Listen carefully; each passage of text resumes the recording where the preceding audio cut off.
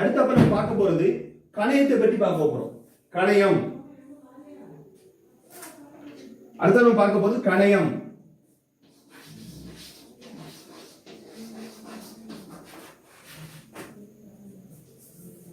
கணையம் நம்ம உடல்ல உள்ள ஒரு முக்கியமான உறுப்பு. இந்த கணையத்தை பற்றி நம்ம பார்க்க போறோம். இந்த கணையம் எப்படி அமைஞ்சிருக்குன்னா இரு பிளவுபட்ட இலை போன்று அமைந்திருக்கிறது. ஒரு இலை எப்படி ரெண்டா பிரியுமோ அதை போன்று அமைஞ்சிருக்கிறது. இறப்பைக்கும் டியோடினத்திற்கும் இடையே அமைந்துள்ளது. இறப்பையிற்கும் டியோடினத்துக்கு இடையே அமைந்துள்ளது.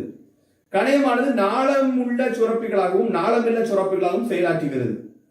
நாளமுள்ள சுரப்பிகளின் பகுதிகளாக இருக்கின்ற கணையத்தின் சுரப்பி பகுதி கணைய நீரை சுரக்கிறது. அவற்றில் 3 நொதிகள் காணப்படுகின்றன. அவைகளான லிப்பேஸ், டிரிப்சின் மற்றும் அமைலேஸ். இவை முறையே கொழுப்பு, புரதம் மற்றும் ஸ்டார்ச் ஆகியவற்றை செயலாற்றுகின்றன.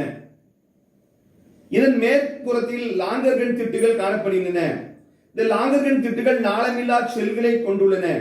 இவற்றில் ஹார்மோன்களையும் சுரக்கின்றன. இதில் உள்ள ஆல்பா செல்கள் குளுக்கோகான் ஹார்மோனையும், பீட்டா செல்கள் இன்சுலின் ஹார்மோனையும் சுரக்கின்றன. படத்தை பார்த்துக்கோப்பா. படத்துல 242ஆம் பக்கத்துல 20.4 என்னது கணைய நாளா எல்லாத்தையும் கொடுத்துருக்கு. இவங்க பார்க்கலாம். இந்த கணையத்தை 2 மார்க் கொஸ்டின் கண்டிப்பா வைப்பாங்க. சில நேரத்துல படத்தை கொடுத்து பாகத்தை குறின்னு சொல்லுவாங்க. கணையத்தின் படத்தை வரைந்து பாகங்களை குறி. அப்ப 2 மார்க் கொஸ்டின். சில நேரத்துல படத்தை மட்டும் கொடுத்துருக்கும், பாகத்தை குறிக்க சொல்லுவாங்க. அப்ப ஈஸியா 2 மார்க் எடுக்கக்கூடிய ஒரு முக்கியமான ஒரு கொஸ்டின் இந்த கணையமாகும். அது படுத்து எப்படியா இந்த குடல் சுரப்பிகளில் சக்சஸ் என்ட்ரிகப்ஸ் என சாரினை சுரக்கின்றன. ஒரு ஜூஸை சுரக்குது. அதில் மால்டேஸ், லாக்டேஸ், சுக்ரேஸ் மற்றும் லிப்பேஸ் மற்றும் காரத்தன்மையுடைய பகுதிகளில் செயலாற்றும் நொதிகள் காணப்படுகின்றன. முன் சிறுகுடலில் இருந்து உணவானது மெதுவாக கீழ் நோக்கி நகர்ந்து பின் சிறுகுடலை அடைகிறது. அங்கே செரிக்கப்பட்ட உணவானது உறிஞ்சப்படுகிறது. செரிக்கப்பட்ட உணவு நல்லா உறிஞ்சப்படுகிறது. இதுல உணவுகள் உறிஞ்சப்படுதல். உறிஞ்சுதல் என்பது செரிமானத்திற்கு பின்னர் பெறப்பட்ட ஊட்டச்சத்துக்கள் ஆனவை குடல் உறிஞ்சிகளால் உறிஞ்சப்பட்டு ரத்தம் மற்றும் நிணநீர் மூலம் உடல் முழுவதும் விநியோகிக்கப்பட்டு ஒவ்வொரு உடல் செல்களில் தேவைகளுக்கேற்ப வழங்கப்படுதல் ஆகும். உணவு தன்மயமாதல். உணவு தன்மயமாதல் என்பது உறிஞ்சப்பட்ட உணவுப் பொருட்களை உட்புறம் உள்ள மற்றும் ஒத்திசைவான திசுக்களோடு இணைப்பதாகும். கொழுப்பு செரிமானம் விளைவுகளுக்காக மீண்டும் கொழுப்புகளாக மாற்றப்படுகின்றன. அதிகப்படியாக உள்ள கொழுப்புகள் கொழுப்பு திசுக்களில் அடுக்காக சேமித்து வைக்கப்படுகின்றன. அதிகப்படியாக உள்ள சர்க்கரையானது சிக்கலான கூட்டு சர்க்கரை மற்றும் கிளைக்கோஜனாக கல்லீரலில் மாற்றப்படுகிறது. அமினோ அமிலங்கள் உடலுக்கு தேவையான பல்வேறு புரதங்களை தொகுக்க பயன்படுத்தப்படுகின்றன. அடுத்தபடியா பெருங்குடல். இவ்வளவு நம்ம பார்த்தோம். என்ன செய்வது பார்த்தோம்? கணையத்தை பற்றி படித்தோம். அடுத்த பெருங்குடலை பற்றி படிக்க போறோம். பெருங்குடல் உறிஞ்சப்படாத மற்றும் செரிக்காத உணவுப் பொருட்களுக்குள் செலுத்தப்படுகிறது. இது பின் சிறுகுடலில் இருந்து மலவாய் வரை பரவியுள்ளது. இதன் நீளம் 1.5 மீட்டர் ஆகும். இது 3 பகுதிகளை உடையது. அவைகளாவன முன் சிறுகுடல் சீக்கிம், பெருங்குடல் கோலன் மற்றும் மலக்குடல் ரெக்டம் ஆகிய பகுதிகளை கொண்டது. சீக்கமானது ஒரு சிறிய முட்டுப்பை போன்ற அமைப்பாகும். இது சிறுகுடல் மற்றும் பெருங்குடல் இணையும் இடையத்தில் அமைந்துள்ளது. இப்பகுதியில் விரல் போன்ற குடல் நாள் நீட்சிகள் காணப்படுகிறது. இது மனிதனால் காணப்படுகின்ற பயனற்ற குறிப்பிட்ட பணி ஏதுமற்ற ஒரு எச்ச உறுப்பாகும். பெருங்குடல் பகுதி பின் சிறுகுடலினை விட பரந்த அளவில் உள்ளது. இது மேல் நோக்கி வயிற்றின் வலது புறமாக சென்று வயிற்று பகுதியின் இடப்புறம் குறுக்காக திருப்பி பின்னர் இடது பகுதியில் கீழ் நோக்கி செல்கிறது. மலக்குடல் இறுதியாக சென்று மலவாயில் திறக்கிறது. இறுதியாக சென்று மலவாயானது வளையங்கள் கொண்ட மூடிய நிலைப்பு தசைகளாகும். மலமான வெளியே செல்லும் போது இது மலக்குடல் தசை என அழைக்கப்படுகிறது. பாத்ரூம்ல வெளியே போகும்போது மலக்குடல் வழியாக எடுத்து வெளியே போகுது. உட்கொள்ளப்பட்ட செரிக்காத மற்றும் தன்மயமான உணவுப் பொருளையானது மலவாய் வழியாக கழிவுப் பொருட்களாக வெளியேறுகிறது.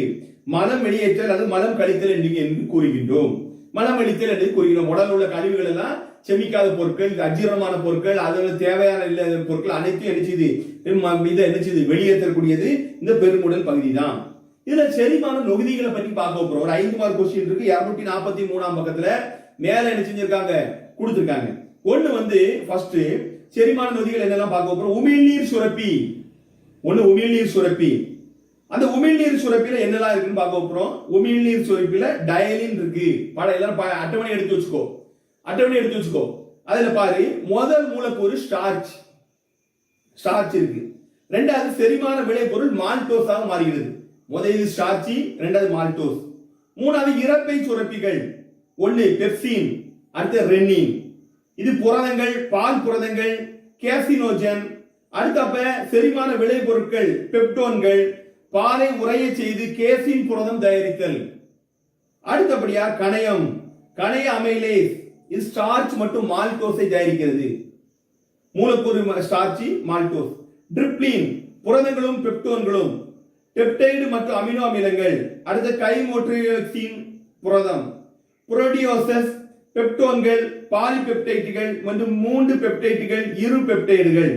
அடுத்தபடியா கணைய லிப்பேஸ், பால் மயமாக்கப்பட்ட கொழுப்புகள், கொழுப்புகள் மற்றும் கிளிசரால் ஆகியவற்றை கொண்டுள்ளது. கொழுப்புகள் மற்றும் கிளிசரால் ஆகியவற்றை கொண்டுள்ளது. அடுத்து குடல் சுரப்பிகள், மால்டோஸ், மூலக்கூறு மால்டோஸ் தான். குளுக்கோஸ் மற்றும் மால்டோஸ். அடுத்து லாக்டோஸ், லாக்டோஸ் குளுக்கோஸ் மற்றும் கலெக்டோஸ். அடுத்து சுக்ரோஸ், சுக்ரோஸ் மற்றும் குளுக்கோஸ் மற்றும் ஃப்ரக்டோஸ்.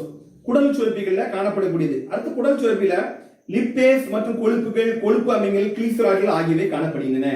நீ பார்க்க போனா இது என்ன செய்யுது, கண்டிப்பா 2 மார்க் கொஸ்டின் கேட்கக்கூடிய கொஸ்டின் எல்லாம் இதுல இருக்குது. என்னன்னு சொல்லி பார்க்க போனா கணையத்தை பத்தி கேட்பாங்க. கணையம் 2 மார்க் கொஸ்டின். கணையத்தின் படையத்தை வந்து பாகங்களை குறின்னு கேட்பாங்க. அடுத்த என்ன கேட்பாங்க, அந்த கணையம் என்னது, கணைய செல்லத்துல கணைய படத்தை கொடுத்து பாகங்களை பற்றி எழுதுங்கன்னு சொல்லுவாங்க. அடுத்த உடல் உணவு உறிஞ்சப்படுதலை பற்றி கேட்பாங்க. உணவு தன்மையமாதல், பெருங்குடல், சிறுங்குடல் ஆகியவற்றை பற்றி என்ன சொல்லுவாங்க கேட்பாங்க. அடுத்த செரிமான நொதிகளை பற்றி கேட்பாங்க. செரிமான நொதி ஒரு அட்டவணை கொடுத்துருக்கு. 5 மார்க் கொஸ்டின் கண்டிப்பா கேட்கக்கூடிய ஒரு கொஸ்டின். எனவே ஈஸியா என்ன செய்யலாம், இதுல நல்ல மார்க் எடுக்கலாம். இதுல ஒரு 5 மார்க் கொஸ்டின், ஒரு 2 மார்க் கொஸ்டின் சொல்லியிருக்கேன். கண்டிப்பா கேட்கக்கூடிய கேள்வி. அடுத்தப்ப இங்கிலீஷ் மீடியம் பாய்ஸ் எடுத்துக்கோ.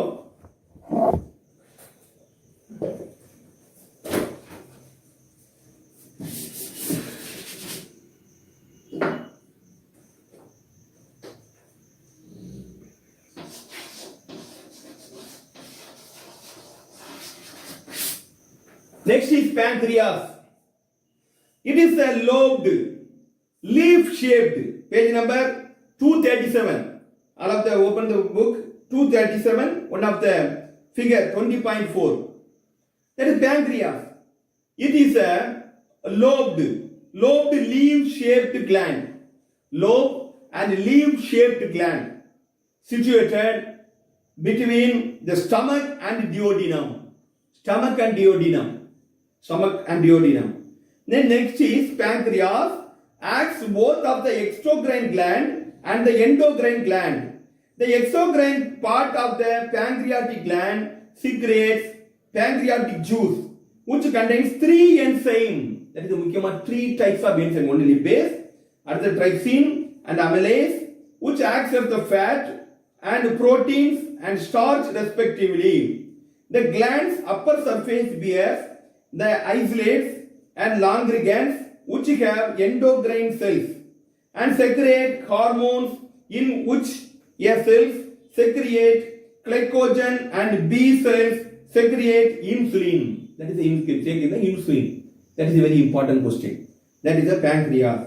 The intestinal glands secrete intestinal juice called succus entericus, which contains enzymes like maltose, lactose, sucrose and lipase, which act the alkaline medium. From the duodenum, the food is slowly moved down from ileum, where the digested food gets absorbed. Where the digested food gets absorbed. That is a pancreatic duct. That is a pancreatic duct.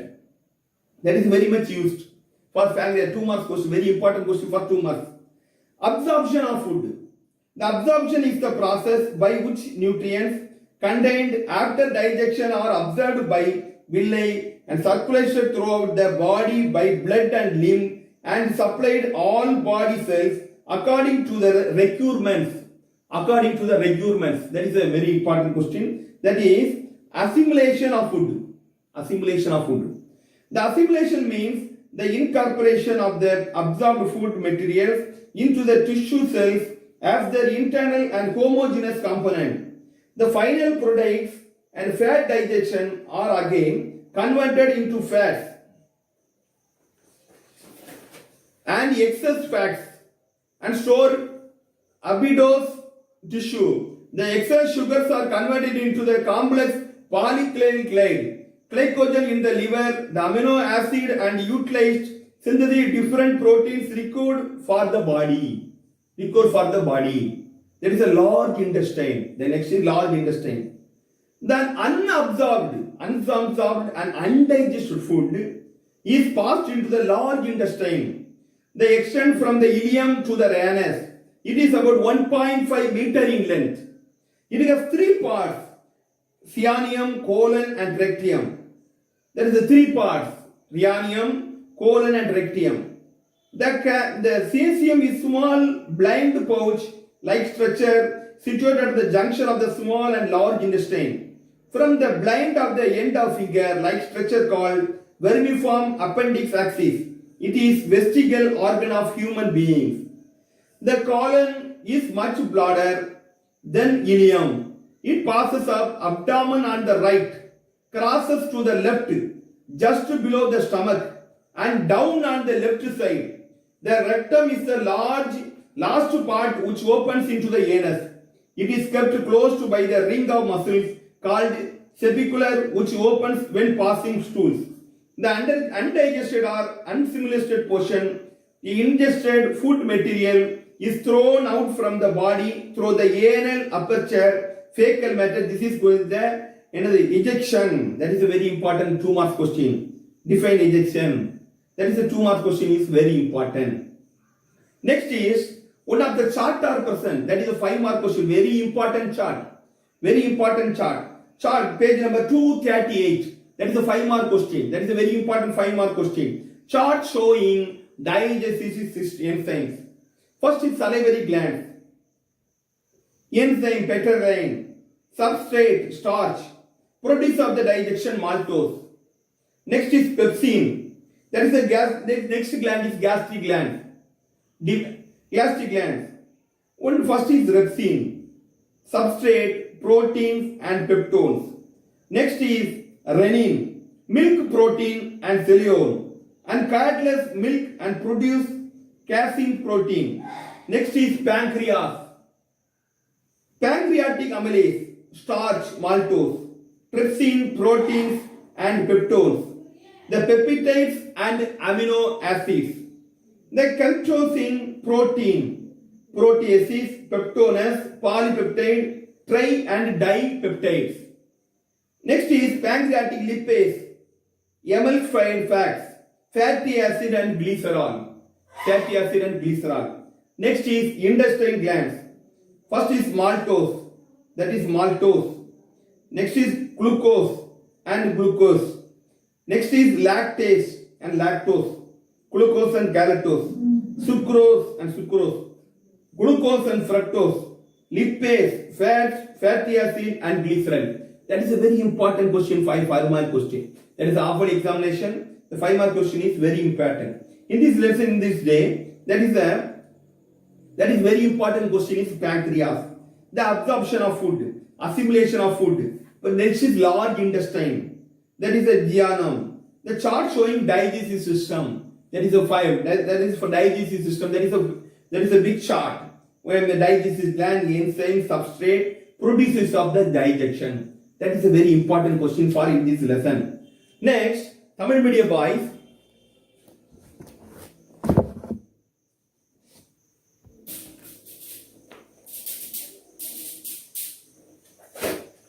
Page number 243 எடுத்துக்கோ. Tamil medium boys எடுத்து வச்சுக்கோயா.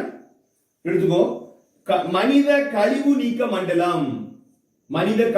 மண்டலம்.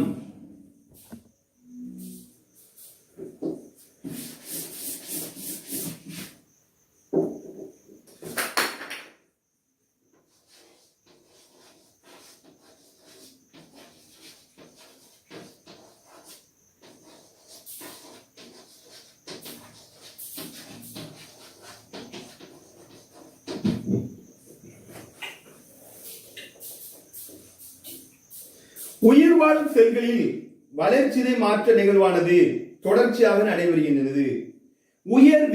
உயிர் வேதியியல் வினையினால் உருவான வளர்ச்சிதை மாற்ற விளைபொருட்கள் அனைத்தும் உடலினால் பயன்படுத்தப்படுவதில்லை.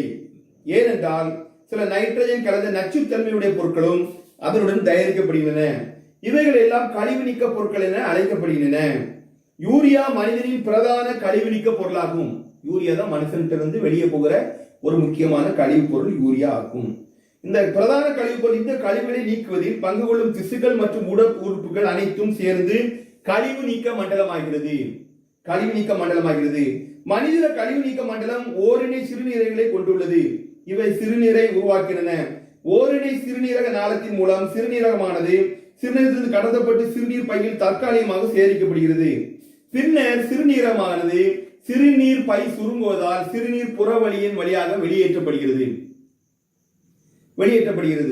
எடுத்துக்கோ, பேஜ் நம்பர் எடுத்துக்கோ, 244 பக்கத்தை எடுத்து வச்சுக்கோப்பா.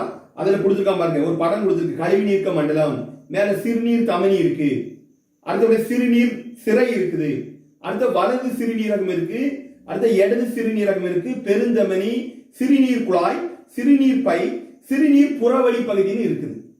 பார்த்துருப்ப, படத்தை பார்த்து வச்சுக்கோ. இந்த படத்தை பார்த்து நீ போட்டு எழுதணும். அப்ப எழுதினாதான் 2 மார்க் கொஸ்டின் கேட்டா படம் கொடுப்பாங்க, சிலர் எழுத சொல்லுவாங்க. இப்படிப்பட்ட நேரத்தில் இந்த கழிவு நீக்கும் பொருட்கள் சேகரிக்கப்பட்டு ஒரே வேளையில் வெளியேற்றப்படாதிருப்பதால் உடலுக்கு தீங்கு விளைவிப்பதாகவும் மற்றும் நச்சு பொருட்களா மாறிவிடும். ஒழுங்கா யூரின் போலன்னா நம்மளுக்கு பாடி நச்சு பொருளா மாறிடும். ஆகவே கழிவு நீக்கமானது உடலினை சமச்சீர் நிலையில் வைத்துக் கொள்ளும் மிக முக்கிய பங்கினை ஆற்றுகிறது. சிறுநீரகங்களை தவிர தோல், யூரியா மற்றும் வேறு வழியில் உப்புகளை நீக்கல் மற்றும் நுரையீரல் மூலம் நீர்த்தவளைகளை வெளியேற்றுதல் ஆகியவனை பிற கழிவு நீக்க உறுப்புகளாகும். தோல் மூலமாகவும் மூச்சு வழியின் மூலமாகவும் இந்த கழிவுப் பொருட்கள்லாம் வெளியேற்றப்படுகிறது. Next, English medium boys, human excretory system.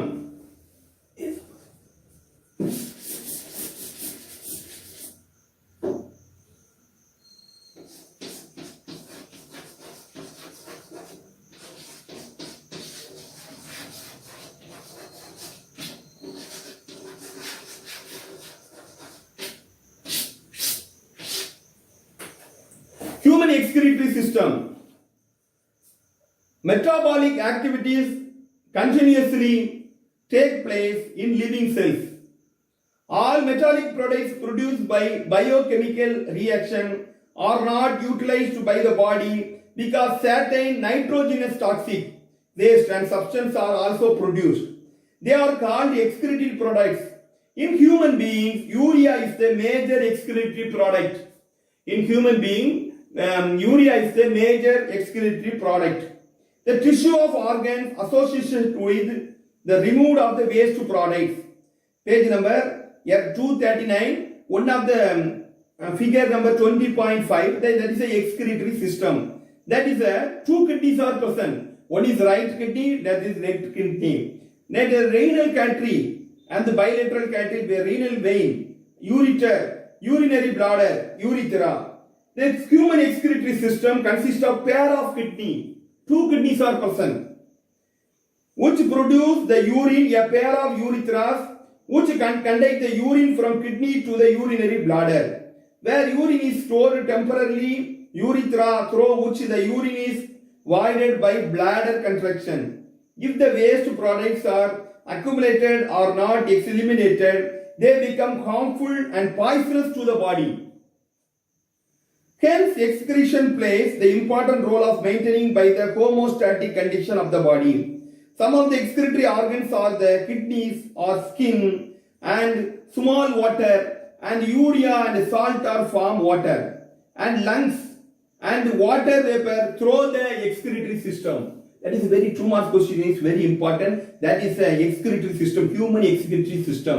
A figure of the excretory system, the kidney figure. So many important questions for in this lesson. There is a start of the digestive system, the kidney, excretory system. Excretory is the very important question for in this lesson. Thank you.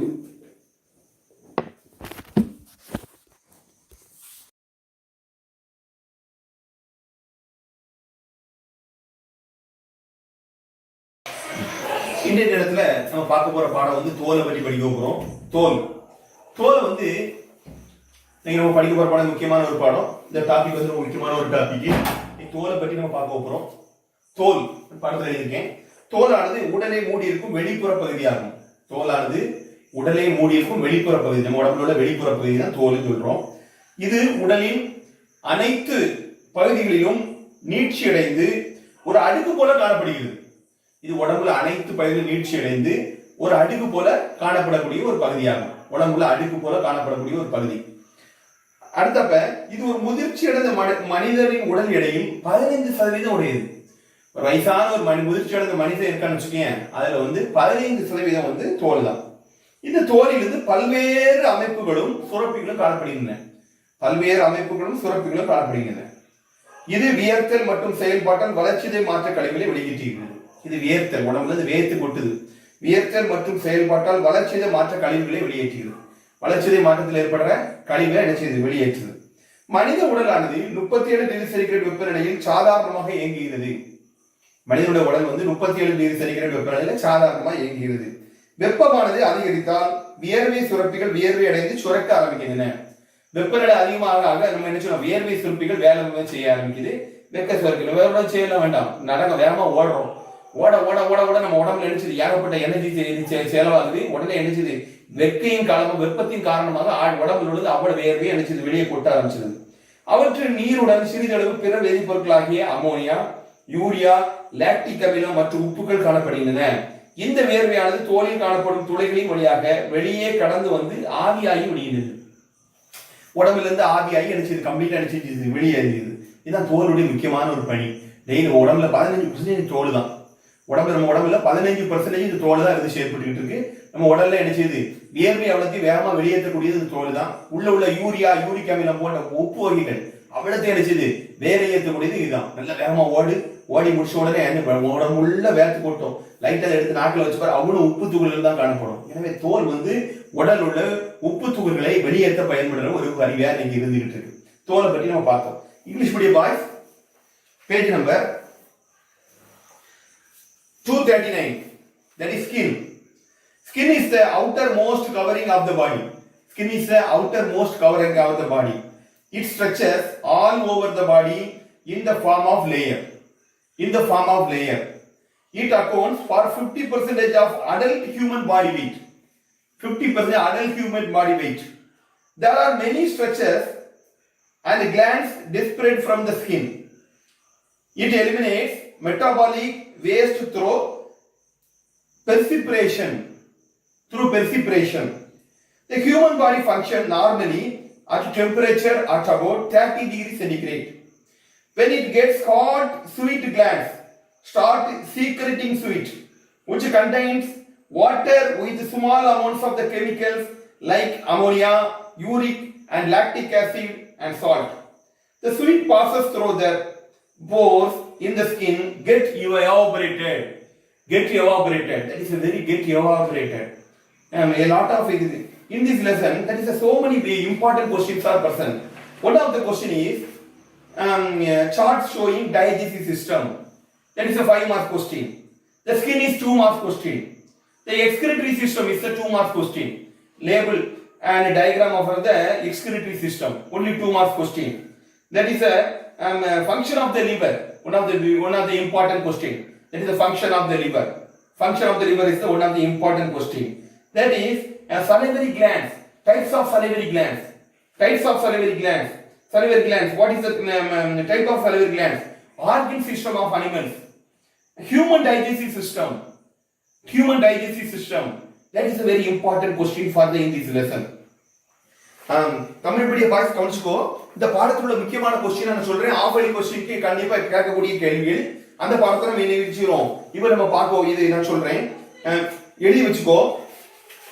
இதுல நம்ம பார்க்க போற முக்கியமான important question விலங்குகளின் உறுப்பு மண்டலங்கள். என்னென்ன விலங்குகள் உறுப்பு மண்டலம் அமைஞ்சிருக்குது, அடுத்தப்ப அதுல என்னென்ன உறுப்பு மண்டலம் இருக்கு, என்ன உறுப்புகள் இருக்கு, என்ன செயல்பாடுகள் இருக்குன்னு சொல்லி பார்க்க போறோம். அடுத்தபடியா மனிதனின் செரிமான மண்டலம். மனிதன்கிட்ட என்னென்ன செரிமான மண்டலங்கள்லாம் இருந்துகிட்டு இருக்கு. அடுத்த உணவு பாதைகளின் அமைப்பு, பற்களின் வகைகள், எத்தனை வகையான பற்கள் அமைஞ்சிருக்கு சொல்லி பார்க்க போறோம். அடுத்தபடியா உமிழ்நீர் சுரப்பி, 3 வகையான உமிழ்நீர் சுரப்பி காணப்படும். அந்த உமிழ்நீர் சுரப்பி பற்றி கேட்பாங்க. அடுத்தபடியா என்னது நம்ம கேட்போம், கல்லீரலின் பணிகள் கேட்பறாங்க.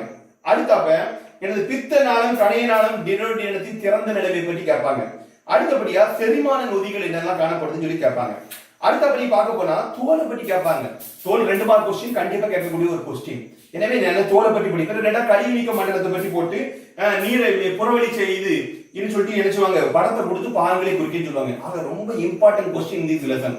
எனவே இந்த பாடத்தை படிச்சீங்கன்னா நல்ல மார்க் என்ன செய்யலாம், தெளிவாக வாங்கலாம். நன்றி.